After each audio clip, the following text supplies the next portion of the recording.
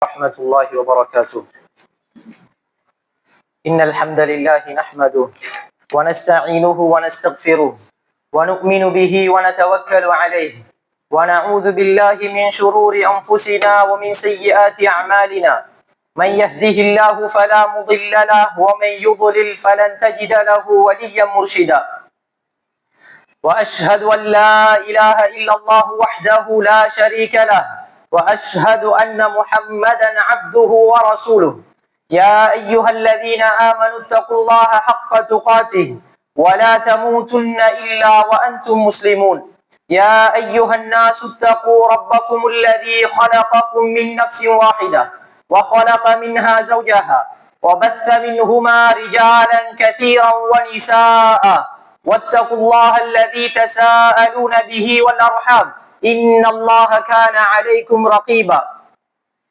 يا أيها الذين آمنوا اتقوا الله وقولوا قولا سديدا يصلح لكم أعمالكم ويغفر لكم ذنوبكم ومن يطع الله ورسوله فقد فاز فوزا عظيما. أما بعد فإن أصدق الحديث كتاب الله وخير الهدي هدي محمد صلى الله عليه وسلم وشر الأمور محدثاتها وكل محدثة بدعة وكل بدعة ضلالة وكل ضلالة في النار.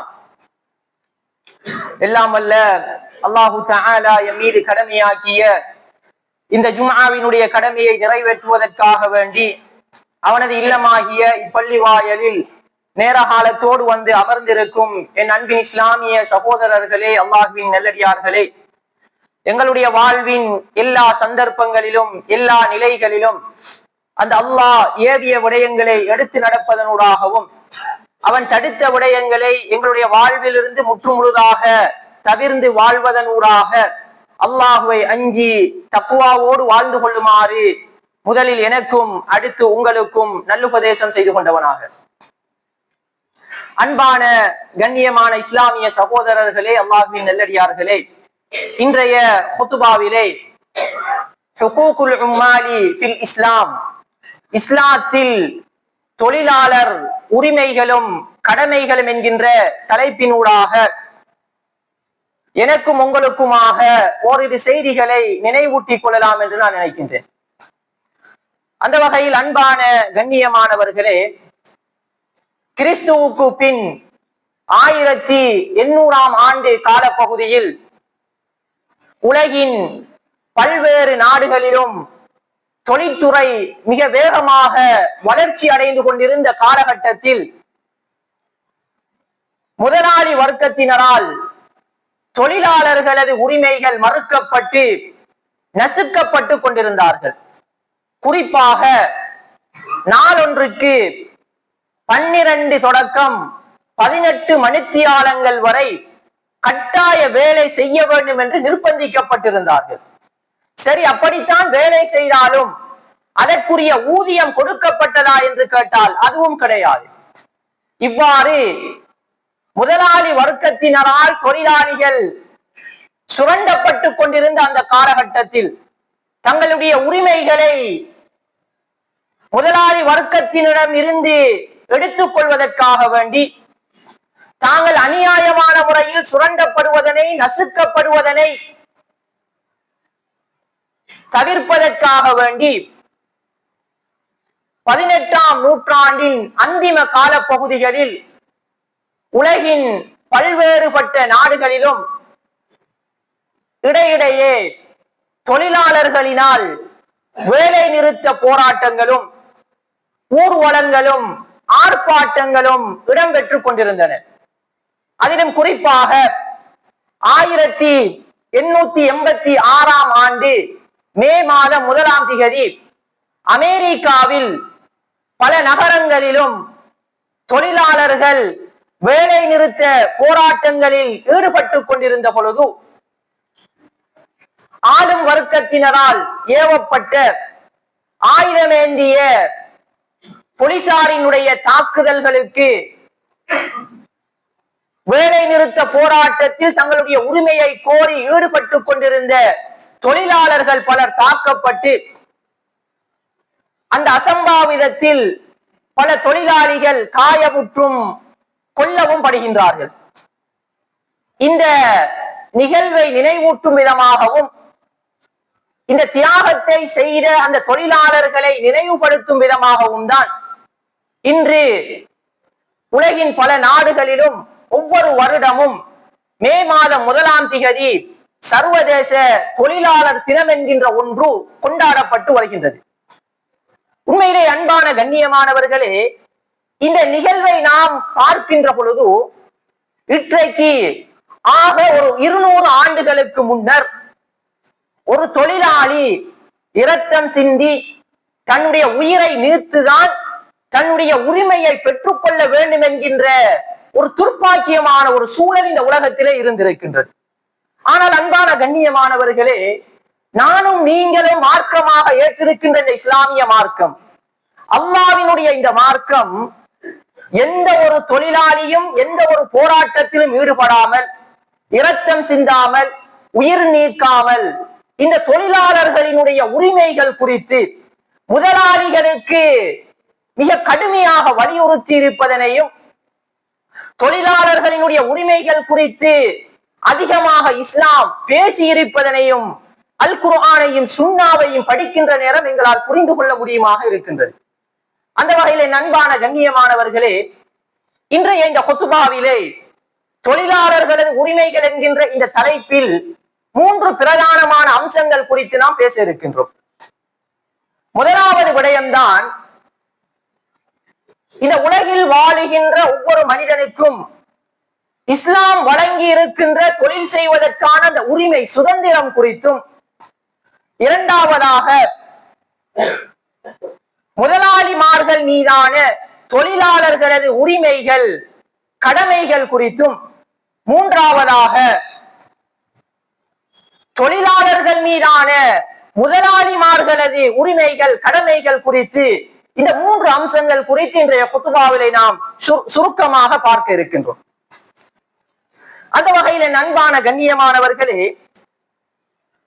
இந்த உலகத்தில் வாழக்கூடிய ஒவ்வொரு மனிதனும் தன்னுடைய பொருளாதார தேவையை நிவர்த்தி செய்வதற்காக வேண்டி, தன்னுடைய அடிப்படை தேவைகளை அவன் நிவர்த்தி செய்து கொள்வதற்காக வேண்டி பொருளீட்டல்களில், தொழில் துறவுகளில், வியாபாரங்களில் ஈடுபடுவதற்கான உரிமையை, பரிபூரணமான சுதந்திரத்தை இஸ்லாம் இந்த உலகத்தில் வாழக்கூடிய ஒவ்வொரு மனிதனுக்கும் கொடுத்திருப்பதோடு, அப்படி தொழில் செய்வதனை அதிகமாக வலியுறுத்துவதனையும், தொழில் செய்யாமல் சோம்பேறித்தனமாக இருப்பதனை, அடுத்தவர்களினுடைய தயவில் தங்கி வாழ்வதனை மிக கடுமையாக இஸ்லாம் எச்சரிப்பதனை எங்களால் காண முடியும். அல்லாஹு தஆலா தன்னுடைய அருள்மறையிலே ஹுவல்லதீ ஜஅல லகுமுல் அர்த தலூலா, அந்த அல்லாஹ் தான் உங்களுக்கு இந்த பூமியை நீங்கள் வாழ்வதற்கு வசதியானதாக ஏற்புடையதாக அமைத்து தந்திருக்கின்றான். எனவே ஃபம்ஷூ ஃபீ மனாகிபிஹா, இந்த உலகில் உள்ள பல இடங்களுக்கும் பல பாகங்களுக்கும் தொழில் நிமித்தம், வியாபார நிமித்தம், வர்த்தக வாணிப நோக்கத்தோடு நீங்கள் சென்று தொழில் துறவுகளில் ஈடுபட்டு அதனூடாக வருகின்ற வருமானத்தினூடாக வகுலு மிர் ரிஸ்கிஹி, இந்த உலகத்தில் உள்ள அல்லாஹ்வினுடைய அந்த ரிஸ்கை, உணவை நீங்கள் உண்டு கொள்ளுங்கள், சாப்பிடுங்கள் என்பதாக இறைவன் தன்னுடைய அடிப்படை தேவையை நிவர்த்தி செய்து கொள்வதற்காக வேண்டி ஒரு மனிதன் தொழில் துறவுகளில் ஈடுபட வேண்டும், வியாபாரத்தில் ஈடுபட வேண்டும் என்று இறைவன் கட்டளையாக வலியுறுத்துவதனை எங்களால் காண முடியும். இதே போன்று சூரா ஜும்ஆவிலே யா அய்யுஹல்லதீன ஆமனூ, ஈமான் கொண்டவர்களே, இதா நூதிய லிஸ்ஸலாத்தி மின் யௌமில் ஜும்அத்தி, வெள்ளிக்கிழமை தினத்தில் ஜும்ஆ தொழுகைக்காக வேண்டி அதான் சொல்லப்பட்டு விட்டால் ஃபஸ்அவு இலா திக்ரில்லாஹி வதருல் பைஅ, உங்களுடைய வியாபாரங்களை, தொழில் துறவுகளை நீங்கள் விட்டுவிட்டு அல்லாஹ்வை நினைவு கூறுவதற்காக வேண்டி, குதுபா உரையை கேட்பதற்காக வேண்டி நீங்கள் பள்ளி வாயலுக்கு விரைந்து செல்லுங்கள்.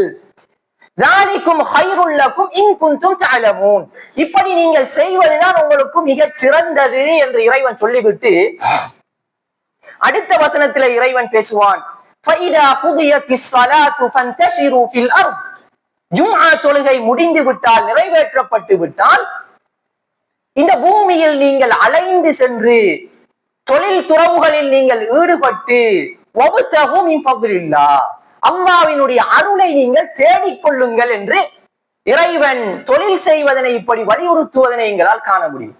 பொதுவாக அன்பான கண்ணியமானவர்களே, இந்த இஸ்லாமிய மார்க்கம் என்பது இது ஒரு சமநிலை பேணக்கூடிய, ஒரு நடுநிலை பேணக்கூடிய மார்க்கம் என்கின்ற அடிப்படையில் ஒரு மனிதன், குறிப்பாக ஒரு முஃமின், வெறுமனே பள்ளிவாயல்களோடும் சில குறுகிய இபாதத்துகளோடும் சுருங்கி போவதனை இஸ்லாம் வரவேற்கவில்லை. மாறாக இறைவனுக்கு செய்ய வேண்டிய அந்த கடமைகளை சரிவர செய்வதோடு இந்த உலகத்தில் அவன் வாழ்வதற்கு அவனுக்கு தேவையான பொருளாதார ஏற்பாடுகளை செய்து கொள்வதும், பொருளாதாரத்தை திரட்டிக் கொள்வதும், அதற்கான முயற்சிகளில் ஈடுபடுவதனையும் இஸ்லாம் வலியுறுத்துவதோடு அதனை ஒரு இபாதத்தாக கூட இஸ்லாம் அடையாளப்படுத்துகின்றது. எங்களுடைய தேவைக்காக வேண்டி, இந்த உலக விவகாரங்களுக்காக வேண்டி நாம் பொருளாதார தேடல்களில் ஹலாலான முறையில் ஈடுபடுவதனை ஒரு இபாதத்தாக இஸ்லாம் அடையாளப்படுத்துகின்றது. அல்லாஹ்வின் தூதர் அவர்கள் சொல்லுவார்கள், இதா அன்ஃபக الرجل على اهله يحتسبها فهو له صدقه. ஒரு மனிதன் அல்லாஹ்வினுடைய திருப்பொருத்தத்தை நோக்கமாக கொண்டு, அல்லாஹ்வினுடைய நன்மையை இலக்காக கொண்டு, தன்னுடைய குடும்பத்திற்காக வேண்டி, தன்னுடைய பிள்ளைகளுக்காக, தன்னுடைய மனைவிக்காக, பெற்றோருக்காக, தன்னுடைய உறவுகளுக்காக செலவு செய்கின்ற அந்த செலவு அது சதகா, அது தர்மமாகும் என்பதாக அல்லாஹ்வின் தூதர் அவர்கள் சொல்லுவார்கள். இன்னும் ஒரு செய்தியிலே, தீனாருன் அன்ஃபக்தஹு ஃபீ சபீலில்லாஹ், அல்லாஹ்வினுடைய பாதையில் நாம் செலவு செய்கின்ற அந்த செலவும், அதே போன்று ஒரு அடிமையை விடுதலை செய்வதற்காக வேண்டி நாம் செய்கின்ற செலவு, அதே போன்று ஒரு ஏழைக்கு நாம் தர்மமாக கொடுக்கின்ற அந்த தீனார், அந்த பணம், அதே போன்று நான்காவதாக நாம் எங்களுடைய குடும்பத்திற்காக வேண்டி செலவு செய்கின்ற செலவு. இந்த 4 செலவீனங்களிலும் அல்லாஹ்விடத்தில் எங்களுக்கு உயர்ந்த அந்தஸ்துக்களை, உயர்ந்த கூலிகளை பெற்றுத்தரக்கூடியது எது தெரியுமா? அல்லாஹ்வின் தூதர் அவர்கள் சொல்லுகின்றார்கள், அன்ஃபக்தஹு அலா அஹ்லிக, உன்னுடைய குடும்பத்திற்காக வேண்டி, உன்னுடைய மனைவி மக்களுக்காக வேண்டி, உன்னுடைய பெற்றோருக்காக வேண்டி, குடும்ப உறவுகளுக்காக வேண்டி நீ செய்கின்ற செலவு இருக்கின்றதே, அதுதான் இந்த செலவுகளில் எல்லாம் அல்லாஹ்விடத்தில் உனக்கு அதிகூடிய கூலிகளை பெற்றுத்தரக்கூடியது என்று அல்லாஹ்வின் தூதர் அவர்கள் சொல்லுகின்றார்கள். பொதுவாக இந்த செய்திகள், ஒரு ஆண்மகன்தான் தன்னுடைய குடும்பத்தினுடைய செலவீனங்களை பொறுப்பேற்றுக் கொள்ள வேண்டும், தன்னுடைய மனைவி மக்களுக்கான செலவீனங்களை ஒரு ஆண்மகன் தான் செய்ய வேண்டும் என்று வலியுறுத்துகின்ற அதே நேரம், அவர்களுக்கு செலவு செய்வதற்காக வேண்டி ஹலாலான வழிமுறையினூடாக நாம் பொருளீட்டல்களில், தொழில் துறவுகளில், வியாபாரங்களில் ஈடுபடுவது ஒரு சதகா, ஒரு இபாதத் என்பதனை கூட இந்த ஹதீஸ் நமக்கு தெளிவுபடுத்துவதனை நாம் பார்க்க முடியும். எனவேதான் என் அன்பான கண்ணியமானவர்களே, அல்லாஹ்வின் தூதர் ஸல்லல்லாஹு அலைஹி வஸல்லம் அவர்கள் இப்படியும் சொல்லுவார்கள், ஒரு மனிதன் தன்னுடைய கரத்தால் உழைத்து அதனூடாக வருகின்ற வருமானத்தில் சாப்பிடுவதுதான் மிகச் சிறந்த உணவு என்பதாக அல்லாஹ்வின் தூதர் அவர்கள் சொல்லுவார்கள். அதே போன்று இன்னும் ஒரு செய்தியிலே, ஒரு மனிதர் கயிற்றை எடுத்துக்கொண்டு காட்டிற்கு சென்று விறகு வெட்டி அதனை தன்னுடைய முதுகிலை சுமந்து வந்து விற்று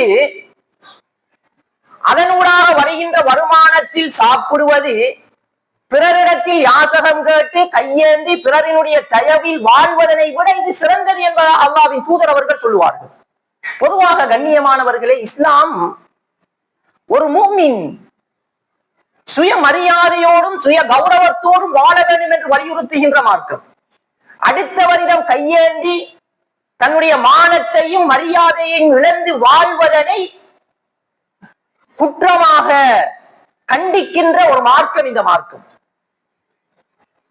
இதனால நாம் பார்க்க முடியும், ஒருவருக்கு தொழில் செய்வதற்கான உடல் பலம், வசதி வாய்ப்புகள் இருக்கின்ற நிலையில், அதே நேரம் தன்னுடைய தேவைக்கு மேலதிகமாக அடுத்தவர்களிடம் கையேந்தி அடுத்தவர்களிடம் யாசகம் கேட்டு வாழுகின்ற இந்த மனிதன் நாளை மறுமையில் அவனுடைய முகத்தில் சதைகளற்றவனாக எழுப்பப்படுவான் என்று அல்லாஹ்வின் தூதர் அவர்கள் மிக கடுமையாக எச்சரிக்கை செய்கின்றார்கள். ஏனென்றால் இந்த உலகத்திலும் சுய கௌரவத்தை இழந்து வாழ்ந்தவன், மறுமையிலும் அவனுக்கு சுய கௌரவம் இருக்க மாட்டாது.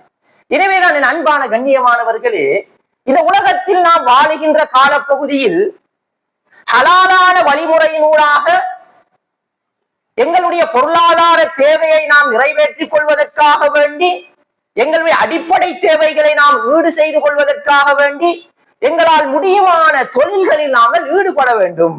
சோம்பேறிகளாக நாங்கள் இருக்கக்கூடாது. அதே நேரம் பொதுவாக எங்களில் பலரிடத்தில் ஒரு பிழையான ஒரு எண்ணப்பாடு, ஒரு பிழையான ஒரு பார்வை இருக்கின்றது. சில தொழில்கள் ஒரு கேவலமான, கீழ்த்தரமான, மட்டரகமான தொழில்கள் என்று நாம் நினைத்துக் கொண்டிருக்கின்றோம். உதாரணத்திற்கு ஆடு மேய்ப்பது, மாடு மேய்ப்பது, துப்புரவு தொழில்களில் ஈடுபடுவதெல்லாம் ஒரு மட்டரகமான, கீழ்த்தரமான தொழில் என்கின்ற ஒரு பார்வை எங்களில் பலரிடத்தில் இருக்கின்றது. ஆனால் வட்டிக்கு எடுத்து பெரிய பிசினஸ் செய்வது அது கௌரவமான தொழில். அடுத்தவர்களை ஏமாற்றி பிழைப்பு நடத்துவது அது ஒரு மரியாதையான தொழில்.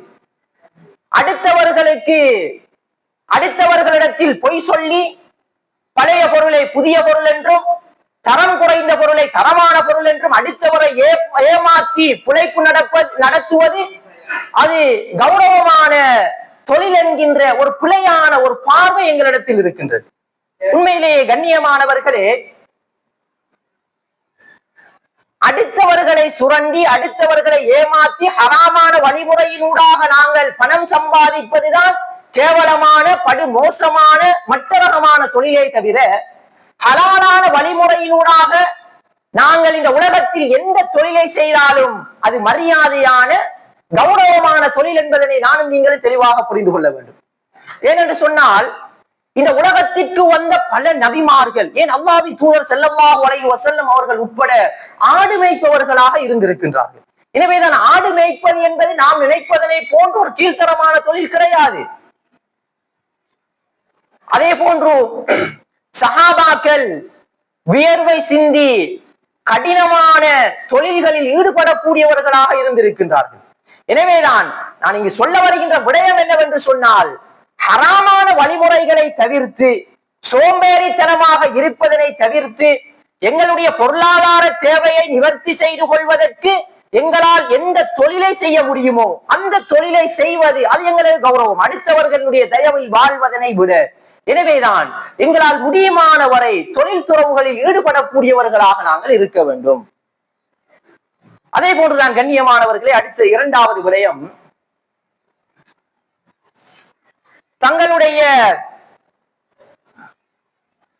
பொறுப்பின் கீழ் அல்லது தங்களுடைய தொழில் நிலையத்தில் தொழில் செய்யக்கூடிய தொழிலாளர்கள் அல்லது ஒரு நிறுவனத்தில், அது ஒரு அரசு நிறுவனமாக இருக்கலாம் அல்லது தனியார் நிறுவனமாக இருக்கலாம், தன்னுடைய நிறுவனத்தில் தன்னுடைய அதிகாரத்திற்கு கீழால் பணியாற்றக்கூடிய பணியாளர்களது உரிமைகள், அவர்களினுடைய ஹக்குகள், அவர்களுக்கு நாம் செய்ய வேண்டிய கடமைகள் குறித்தும் அல் குர்ஆனும் சுன்னாவும் ஏராளமாக பேசுகின்றது.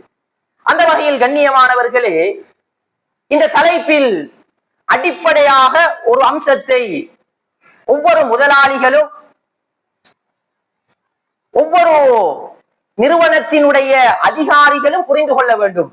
அல்லாஹு தஆலா தன்னுடைய அருள்மறையிலே இப்படி சொல்லுவான், நஹ்னு கஸம்னா பைனஹும் மஈஷத்தஹும் ஃபில் ஹயாத்தித் துன்யா. இந்த உலகத்தில் நாம் தான் இந்த மனிதர்களுக்கு மத்தியில் அவர்களுடைய வாழ்க்கைக்கு தேவையான வசதி வாய்ப்புகளை பிரித்து கொடுக்கின்றோம். வரஃபஅனா பஅதஹும் ஃபௌக பஅதின் தரஜாத். அவர்களில் சிலரை விட அந்தஸ்தால் நாம் தான் உயர்த்துகின்றோம். ஒருவருக்கு நிறைய சொத்து செல்வங்களை கொடுக்கின்றோம், ஒருவருக்கு குறைத்து கொடுக்கின்றோம், ஒருவருக்கு நல்ல அதிகாரத்தை நாம் கொடுக்கின்றோம், அடுத்தவரை அதிகாரம் இழந்தவராக நாம் ஆக்குகின்றோம். இப்படி ஒருவரை உயர்த்துவதும் தாழ்த்துவதும் அது அல்லாஹ் செய்கின்ற வேலை என்பதாக அல்லாஹு தஆலா சொல்லிவிட்டு சொல்லுகின்றான். ஏன் இப்படி ஒரு நியதியை இறைவன் ஏற்படுத்தி வைத்திருக்கின்றான் என்று கேட்டால், லியத்தஹித பஅதுஹும் பஅதன் சுக்ரியா, அவர்களில் சிலரை தங்களுடைய பணியாளர்களாக எடுத்துக்கொள்ள வேண்டும் என்பதற்காக வேண்டி. எனவேதான் என் அன்பான கண்ணியமானவர்களே, ஒவ்வொரு முதலாளியும் ஒவ்வொரு அதிகாரியும் புரிந்து கொள்ள வேண்டிய ஒரு அடிப்படையான அம்சம்தான், என்னிடத்தில் இருக்கின்ற இந்த சொத்து செல்வம், என்னிடத்தில் இருக்கின்ற இந்த அதிகாரம், பட்டம், பதவி, இவைகள் எல்லாம் எனக்கு இறைவன் தந்தது. எனக்கு கீழால் உள்ளவர்களை அடிமைகளாக நடத்துவதற்கு இறைவன் இதனை எனக்கு தரவில்லை. மாற்றமாக இறைவன் இதனை என்னை சோதிப்பதற்காக வேண்டி எனக்கு வழங்கி இருக்கின்றான். பொதுவாக இறைவன் அருள்மறையிலே சொல்லுவான், அல்லதி ஹலகல் மௌத வல் ஹயாத லியப்லுவக்கும் அய்யுக்கும் அஹ்ஸனு அமலா. இந்த உலகத்தில் இறைவன் உங்களுக்கு மரணத்தையும் அதன் பின்னரான மறுமை என்கின்ற வாழ்வையும் இறைவன் அமைத்து வைத்திருப்பதனுடைய நோக்கம் உங்களை சோதிப்பதற்காக வேண்டி. பொதுவாக இந்த உலகம் என்பது ஒரு சோதனை களம் என்கின்ற அடிப்படையில் ஒருவருக்கு இறைவன் கொடுத்து சோதிப்பான், இன்னும் ஒருவருக்கு எடுத்து சோதிப்பான். எனவேதான் எனக்கு சொத்து செல்வங்களை இறைவன் தந்திருக்கின்றான் என்று சொன்னால், எனக்கு அதிகாரங்களை இறைவன் தந்திருக்கின்றான் என்று சொன்னால், என்னை சோதிப்பதற்காக வேண்டி தந்திருக்கின்றான். எனக்கு கீழால் உள்ளவர்களுடன் நான் எப்படி நடந்து கொள்கின்றேன் என்பதனை பரீட்சிப்பதற்காக வேண்டி இறைவன் எனக்கு தந்திருக்கின்றான். அடுத்தவர்களை அடிமையாக நடத்துவதற்கு கிடையாது என்பதனை நாம் ஒவ்வொருவரும் தெளிவாக புரிந்து, எங்களுக்கு கீழால் பணியாற்றக்கூடியவர்களோடு மனிதத்தன்மையோடு, அவர்களும் எம்மை போன்ற மனிதர்கள் என்கின்ற உணர்வோடு, எங்களை போன்ற உணர்வு உள்ளவர்கள் என்கின்ற எண்ணப்பாட்டோடு அவர்களை நாங்கள் மதித்து, அவர்களுடைய சுய மரியாதைக்கு இழுக்கு ஏற்படாத வண்ணம் மிகவும் அன்பாகவும் பண்பாகவும் கண்ணியமாகவும் நாம் நடந்து கொள்ள வேண்டும்.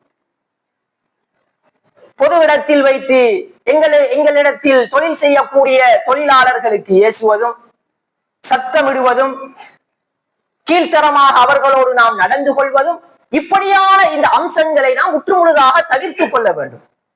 ஏனென்றால் என் அன்பான கண்ணியமானவர்களே, ஒரு முறை அபூதர் ரலியல்லாஹு அன்ஹு அவர்கள் ஒரு மனிதருடைய தாயை இழுத்து பேசிவிடுவார்கள், தவறாக பேசிவிடுவார்கள். இதனை கண்ணுட்டு அல்லாஹ்வின் தூதர் அவர்கள் அபூதர் ரலியல்லாஹு அன்ஹு அவர்களை பார்த்து கேட்பார்கள், அபூதர்ரே ரலியல்லாஹு அன்ஹு, நீங்கள் அவருடைய தாயையா இழுத்து பேசுகின்றீர்கள்? இன்னக இம்ரஉன் ஃபீக ஜாஹிலிய்யா, இன்னமும் உங்களிடத்தில் ஜாஹிலியா கால அறியாமை கால பழக்க வழக்கம் உள்ள ஒரு மனிதராகவே நீங்கள் இருக்கின்றீர்களே என்று கடிந்து விட்டு அல்லாஹ்வின் தூதர் அவர்கள் அபூதர் ரலியல்லாஹு அன்ஹு அவர்களை பார்த்து சொல்லுவார்கள், இஹ்வானுக்கும் ஹவலக்கும், உங்களினுடைய அடிமைகள் என்பவர்கள் அவர்கள் உங்களுடைய சகோதரர்கள். கண்ணியமானவர்களே, இந்த செய்தியை கொஞ்சம் ஆழமாக சிந்திக்க வேண்டும். இங்கு அல்லாஹ்வின் தூதர் அவர்கள் அடிமைகள் குறித்து தான் பேசுகின்றார்கள். அடிமைகள் என்று சொன்னால் நமக்கு தெரியும், ஒரு எஜமான் அவரை விலை கொடுத்து வாங்கி விடுவார்.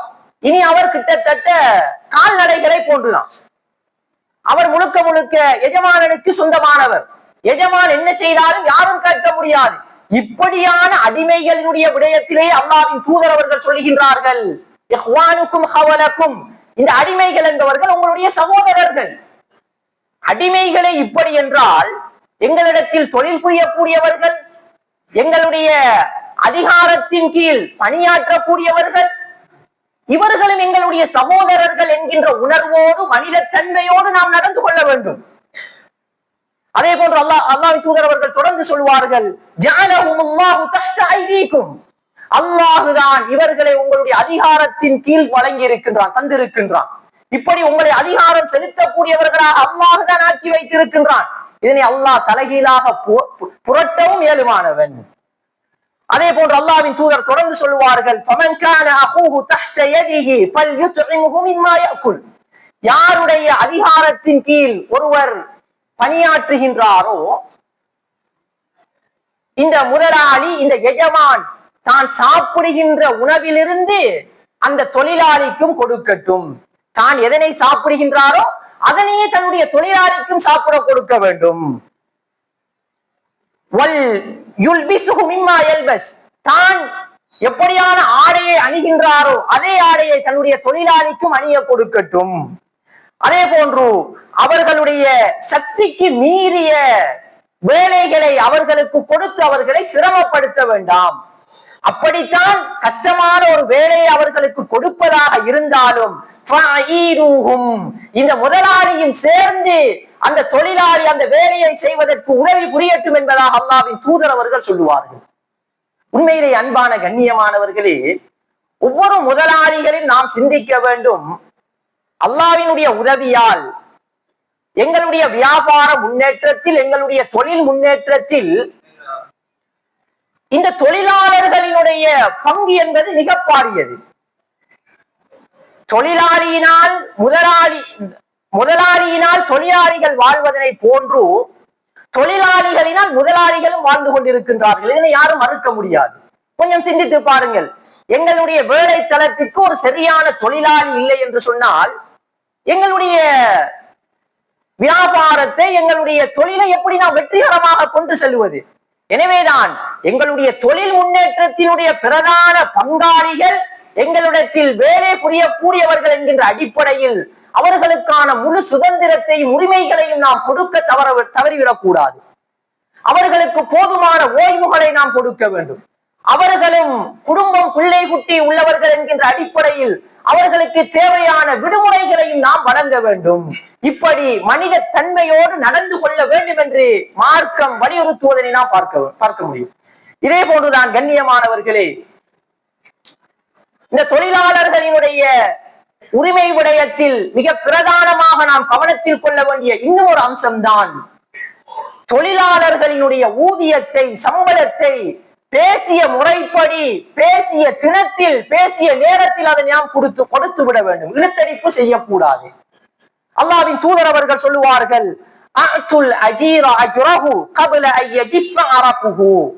தொழிலாளியினுடைய வியர்வை உலர்வதற்கு முன்னர், அது காய்வதற்கு முன்னர் அவரினுடைய கூலியை நீங்கள் கொடுத்து விடுங்கள் என்பதாக அல்லாஹ்வின் தூதர் அவர்கள் சொல்லுவார்கள். இங்கு தொழிலாளிகள் என்கின்ற பொழுது வெறுமனே எங்களுடைய கடையில், எங்களுடைய வியாபார நிலையத்தில் தொழில் செய்கின்றவர்கள் மாத்திரம் கிடையாது. மாறாக எங்களுடைய வீட்டுக்கு ஒருவர் ஏதாவது ஒரு வேலை நிமித்தம் வருகின்றார், ஒரு கூலியால் எங்களுடைய வீட்டிற்கு ஒரு வேலை நிமித்தம் வருகின்றார் என்று சொன்னால் அவருடைய வேலை முடிந்த கையோடு பேசி அந்த கூலியை நாம் இழுத்தடிப்பு செய்யாமல் அதனை நாம் உரிய முறையில் கொடுத்து விட வேண்டும். இல்லாத பொழுது அன்பான கண்ணியமானவர்களே, அல்லாஹ்வின் தூதர் ஸல்லல்லாஹு அலைஹி வஸல்லம் அவர்கள் சொல்லுகின்றார்கள், இப்படி தொழிலாளிகளினுடைய கூலியை இழுத்தடிப்பு செய்கின்ற மனிதர்களுக்கு எதிராக நாளை மறுமையில் அல்லாஹ்விடத்தில் நான் இவர்களுக்கு எதிராக வாதாடுவேன் என்பதாக அல்லாஹ்வின் தூதர் சொல்லுகின்றார்கள்.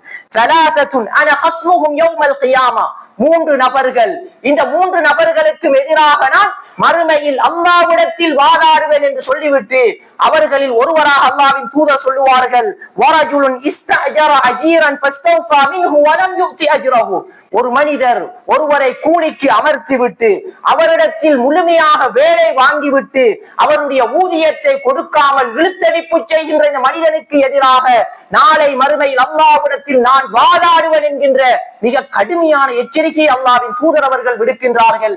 எனவேதான் என் அன்பான கண்ணியமானவர்களே, இந்த தொழிலாளிகளினுடைய விடயத்தில் ஒவ்வொரு முதலாளிகளும் எங்களுடைய வீடுகளுக்கு கூலி வேலைகளுக்காக வேண்டி வருகின்றவர்களுடைய விடயத்தில் நாம் ஒவ்வொருவரும் மிக கவனமாக நடந்து கொள்ள வேண்டும். வஆகிரு தஅவானா அல்ஹம்துலில்லாஹி ரப்பில் ஆலமீன்.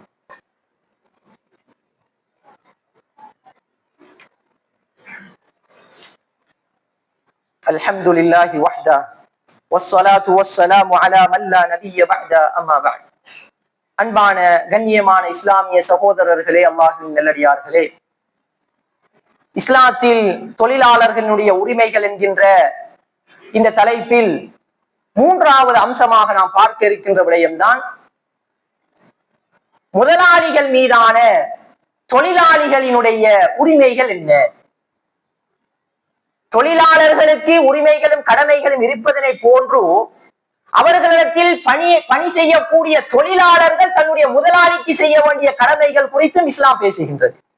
அந்த வகையில் அன்பான கண்ணியமானவர்களே, ஒரு தொழிலாளியிடத்தில் இருக்க வேண்டிய பிரதானமான 2 பண்புகள் குறித்து அருள்மறை பேசுகின்றது.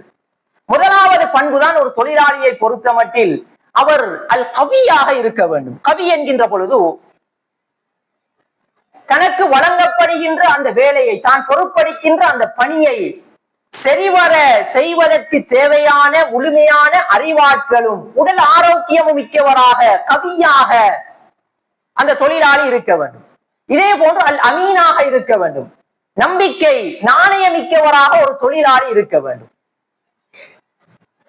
ஷுஐப் அலைஹிஸ்ஸலாம் அவர்களினுடைய மகள் நபி மூசா அலைஹிஸ்ஸலாம் அவர்களை தன்னுடைய தந்தையினுடைய தோட்டத்திற்கு பணியாளராக நியமிப்பதற்காக வேண்டி பரிந்துரை செய்கின்ற பொழுது அவர் இந்த பண்புகள் இரண்டையும் சொல்லி பரிந்துரை செய்ததாக இறைவன் அருள்மறையிலே எமக்கு சொல்லுகின்றான்.